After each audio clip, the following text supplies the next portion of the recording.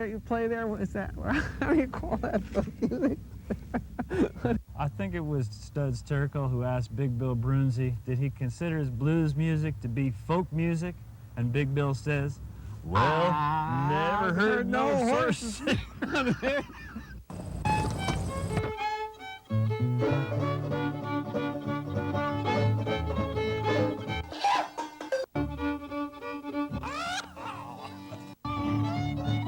Shake shoe bob shooby doo doo booby doo dow.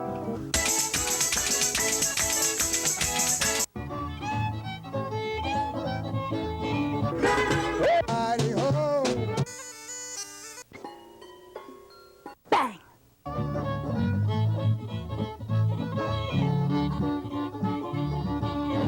Hot dog! Don't hesitate. It could be your ticket to a new tomorrow.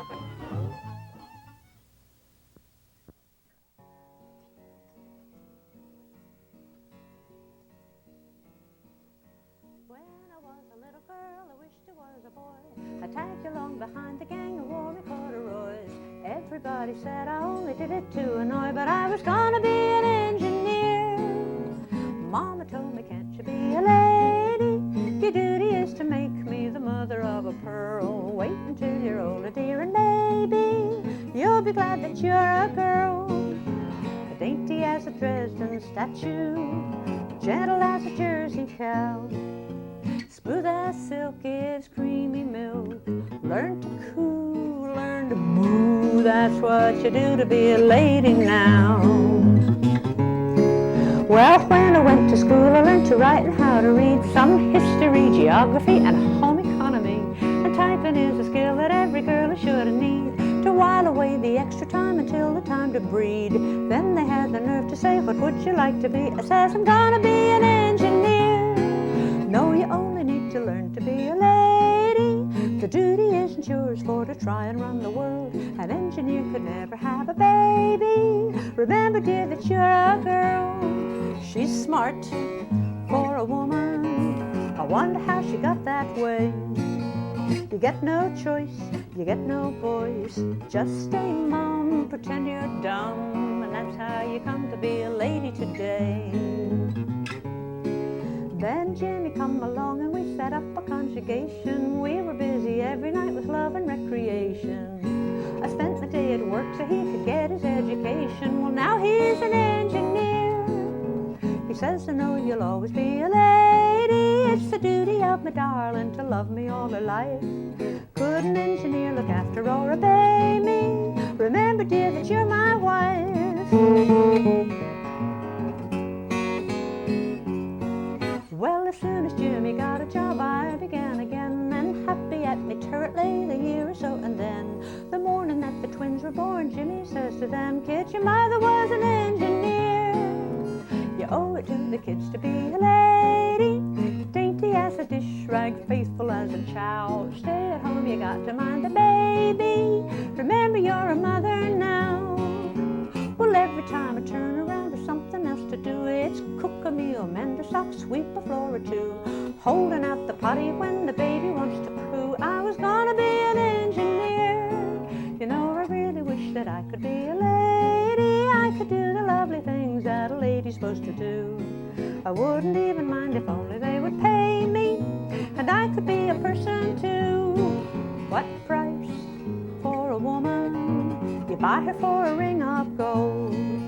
To love and obey without any pay. You get your cook and your nurse, for better or worse. You don't need your purse when the lady is sold.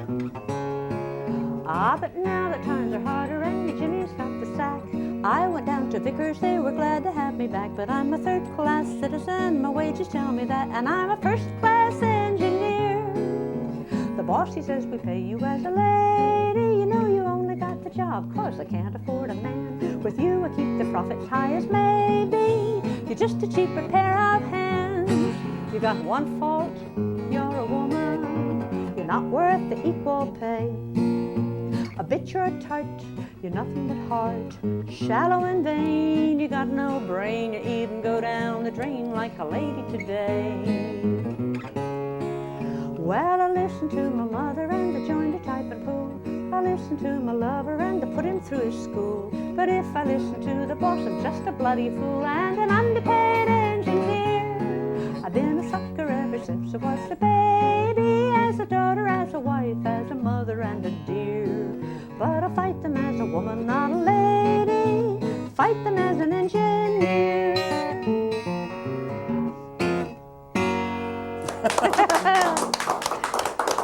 All right, all right. Is that enough words for you? Just enough. It had one more verse originally, by the way. I cut it out because it was too long. The show is Horses Sing None of It. My name is Ralph Litwin, and if you don't know already, this is Peggy Seeger we have as our guest today. Hello. Welcome. Hello. Nice to have you here. Thank you. Peggy has been playing concerts for 45 years. 20 solo recordings and over 100 joint recordings. And I love this quote from Chris Morris in Billboard. For decades, Seeger has been one of the most authoritative voices in American English folk, while she is acknowledged as an esteemed interpreter of traditional material and a gifted instrumentalist, which she just showed us. That was some hot guitar picking. I like that. I'm an accompanist, essentially, more than a soloist. But a great one. Playing solos makes me nervous. That's why I sing, so I can feel better about playing. She is perhaps best known for her observant and caustic original songs about women, of which that is a fine example. I've sung that over 5,000 times since I made it up. Still enjoying it, too, it seems. Yeah, yeah. It's like the ballads. It's like the traditional songs. They last well, you know. There's always something in them for you, you know. I started on traditional songs. Long ballads, banjo and guitar playing. And I suppose if you asked me which my favorite instrument was, it's probably the banjo. I was told by my brother Mike that it wasn't a girl's instrument. That was when we were sharing a banjo.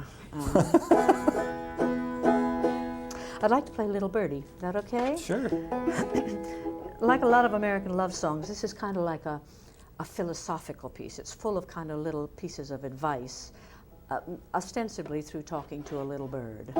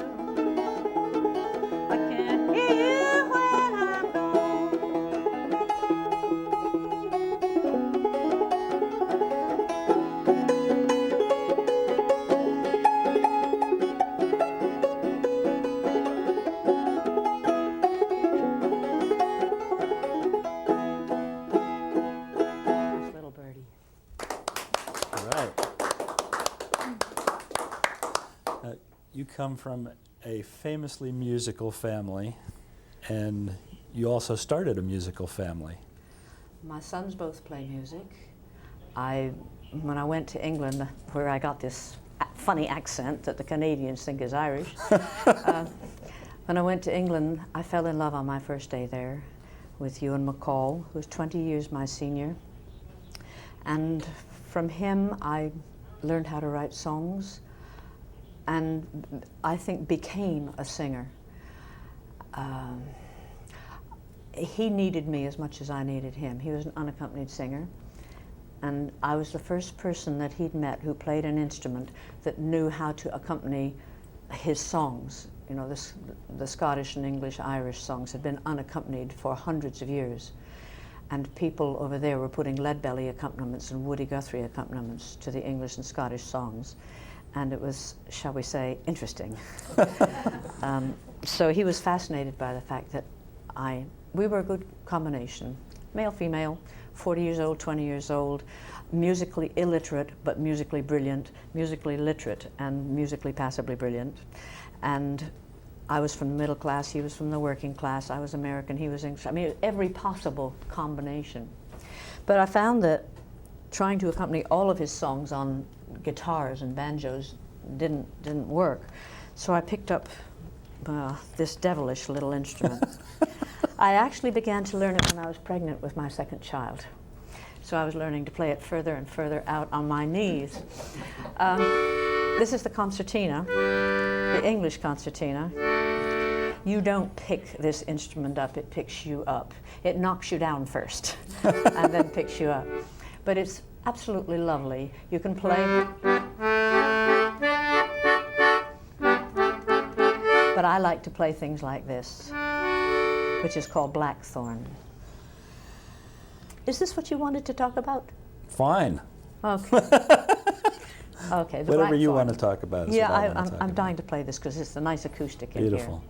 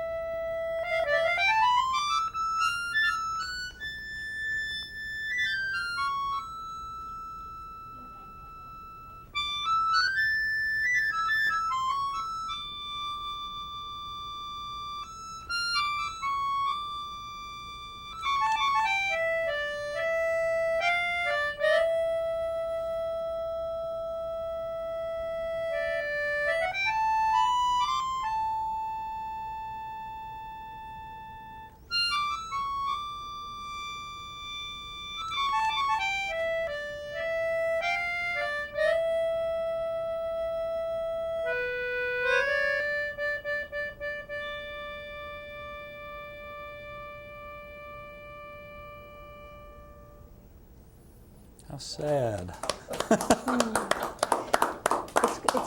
It's called the Blackthorn. It's called the Blackthorn. It's an Irish tune. Have you heard anything like it? I heard it on the fiddle. I first heard it on the fiddle. And as I didn't play the fiddle, well, I tried to learn the fiddle, but the people I was living with nearly went mad. But my work with Ewan MacColl was probably the most important. He was an amazing, amazing songwriter and musician. And he wrote songs that you probably have heard but don't know that he wrote them. Songs like The Shoals of Herring and The Manchester Rambler, The First Time Ever I Saw Your Face. And he wrote this one. He was a virulent political songwriter. There might be some terms in it here that folks at home and folks here might not know. like the telly for television, and an MP, which is Member of Parliament, which is kind of like your House of Representatives here. There's all kinds of other fascists and cheats and exploiters. I think we have those over here too. He called this legal illegal. I've asked myself to sing this tonight. I hope I can remember it.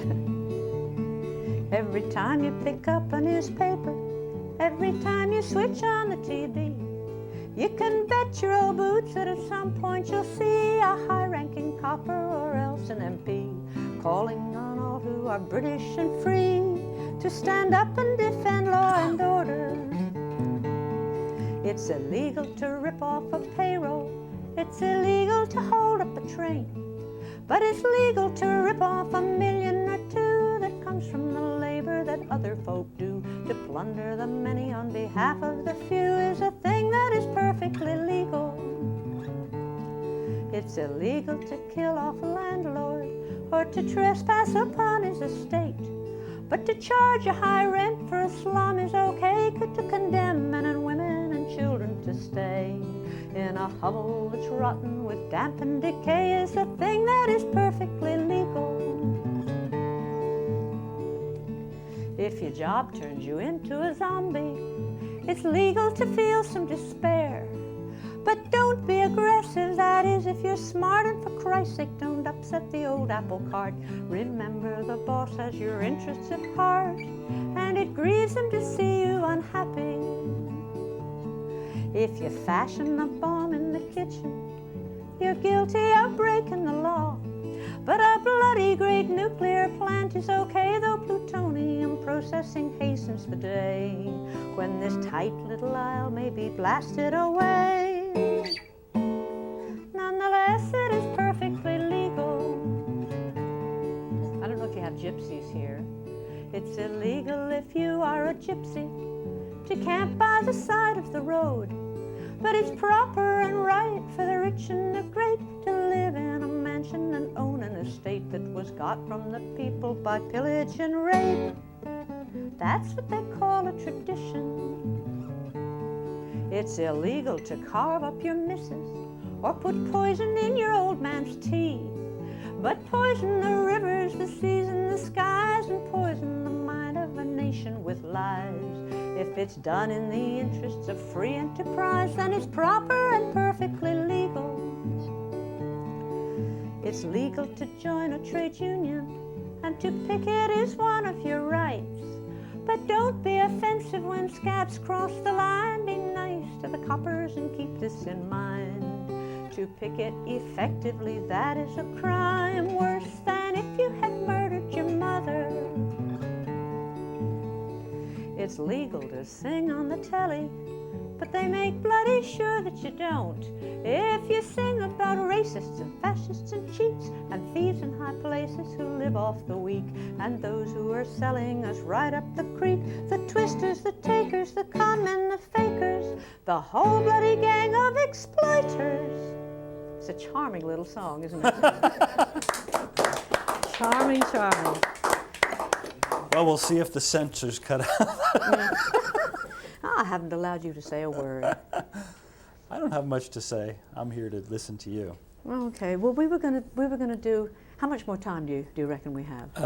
We're counting down to 28 from 20, so we have 8 minutes. We should tell folks how to get in touch with you and find your website at www.pegseeger.com. That's an easy one. That's easy, and so they can find your schedule, your performing schedule, how to email you if they want to have a question or. I'm not singing a whole lot, but I do have some CDs and things and a songbook that you can keep fit with. It weighs 3.5 pounds, so if you get 2 of them, you can kind of. And I've also done a songbook for Ewan McCall, one that weighs 4 pounds. That's coming out in about a week. But I came back here voluntarily after living in England for 35 years because I was brought up here. And this is the country that I regard as my native land. And I'm having a wonderful time touring. I really am. And meeting new people. Great. Under this wide sky. we're happy to meet you here. Thank you, Ralph. I think we just about have time to do our last song, which Well, I think is we about still have 7 5 minutes. We have 7. Let me do a very quick one. Do a quick one, and then we'll do the other one quickly too. Oh, wait a minute. Let's see, I think this takes about a minute. Everyone knows you can't trust a woman whenever that time rolls around. Everyone knows she can go crazy when her mainspring gets unwound. At that certain time, a woman is prone to indisposition, and it's not unknown for her to be touchy, a little bit slow, so we can't entrust her with running the show. Everyone knows you can't trust a woman. She might slip out of gear. She bathes at the moon. She's a walking womb a dozen times a year.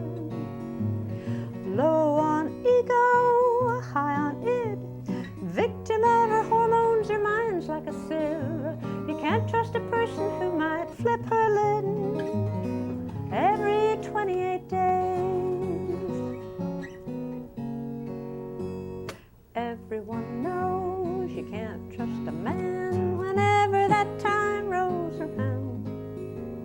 Everyone knows he can go crazy when his mainspring's overwhelmed. The needle points north, south, east, and west. He's never at peace, never at rest, victim of his hormones running too fast, steering the ship with his mind on the mast. Everyone knows you can't trust a man. Things might slip out of gear. He's a walking, talking, divining rod 10,000 times a year. And the power and the glory, the whole damn show, everything except that old status quo, can all go to if the system says go, any time of day. I forgot there's certain words you're not allowed to say, aren't there? Sorry about that. Sorry about that.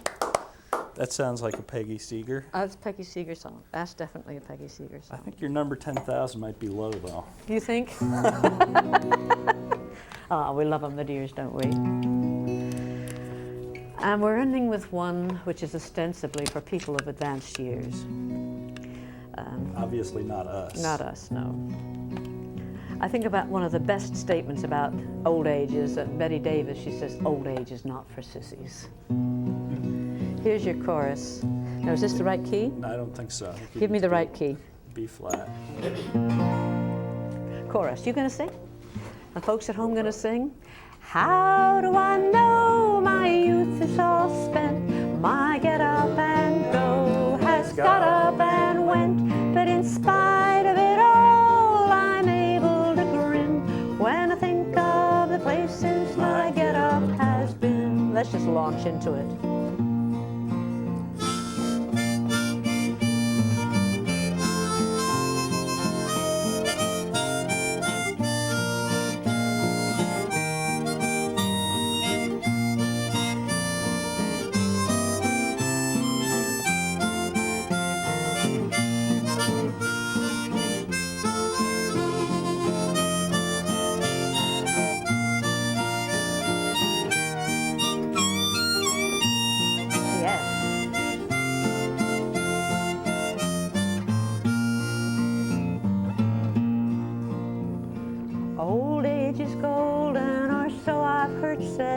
But sometimes I wonder as I crawl into bed with my eyes on the table, my teeth in a cup, my ears in the drawer until I get up. As sleep dims my vision, I say to myself, is there anything else I should lay on the shelf? But with intrigue, politics, scandal, and sex, I'll stick around to see what happens next. Here we go. How do I know my youth is all spent? My get up and go has got up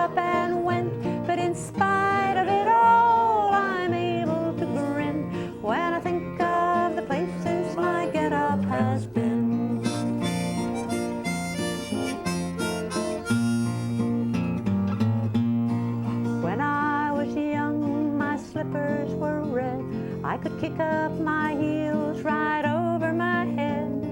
When I was older, my slippers were blue. I'd frolic and dance the whole night through. Now I am old, my slippers are black. I huff to the shops, I puff my way back. But that doesn't matter, I don't mind at all. I'd rather be huffing than not huff at all. How do I know my youth is all spent? My get up and go has got up and went. But in spite of it all, I'm able to grin when I think of the places my get up has been. It's a nice chorus from those who are not seen but heard. And those at home who are neither seen nor heard, I hope you join in. Folks think I'm lonely. Oh, yes, you were going to play it, sorry. Do play. Do those high notes again.